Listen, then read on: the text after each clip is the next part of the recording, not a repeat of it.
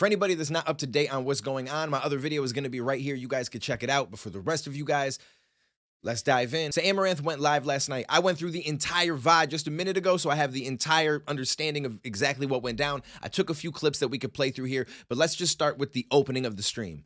Like, as for the husband situation, I guess, as some of you probably saw the other night, he called me during stream, and I disappeared for like 2 hours.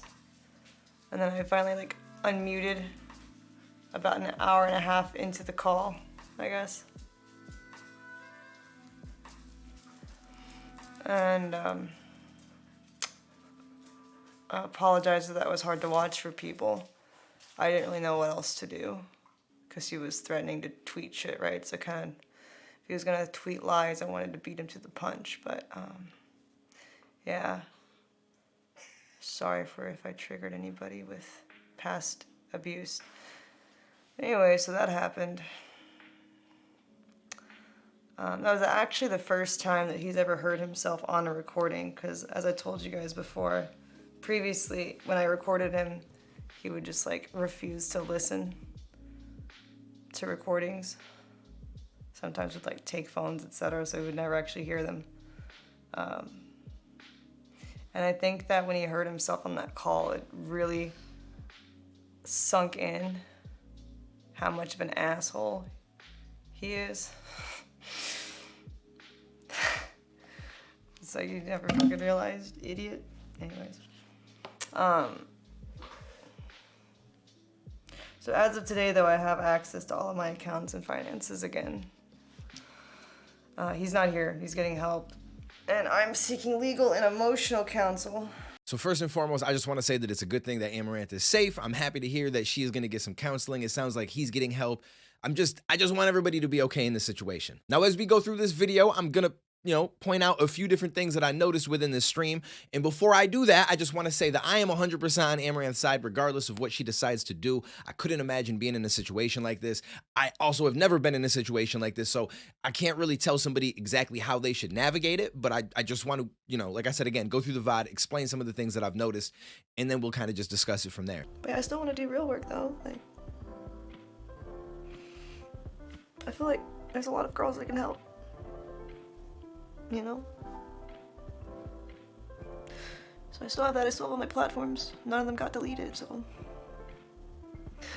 future, I think, will be okay. I just gotta take some time to process everything before getting back into the swing of it, whatever the new swing looks like. What content I want to do? Animals! More IRL streams with friends and traveling and animals. Now, aside from being happy that she's safe, okay, working through the situation and all that, I'm happy that it sounds like she's going to do some different content that she seems like she's going to be more happy to do. From everything that we've seen when the situation first came out, it sounds like her husband was a big catalyst in her doing these extremely long streams.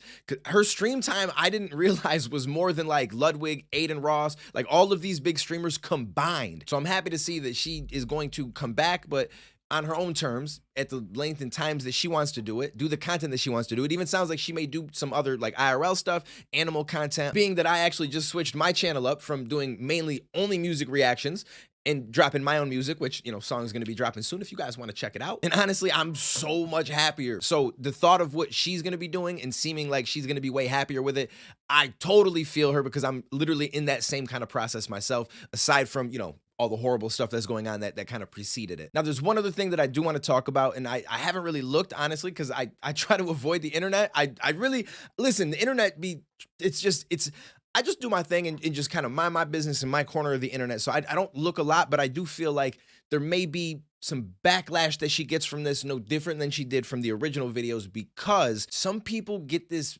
feeling inside like, you put this public, you now have to leave your husband.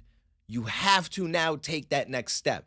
And I'm here to tell you guys that that's probably not going to happen. And I don't know if I'm blowing anybody's minds, but there were moments and some of the things that she said in the VOD, like, I'm getting help. He's now getting help. He finally heard himself on the recording. He now realizes how he comes across. It doesn't really sound like I'm just leaving him. It's more so like we've now found an understanding potentially. And there is a point in which she goes on to say, yeah, a lot of shit come out of this. It's messy. But, oh well.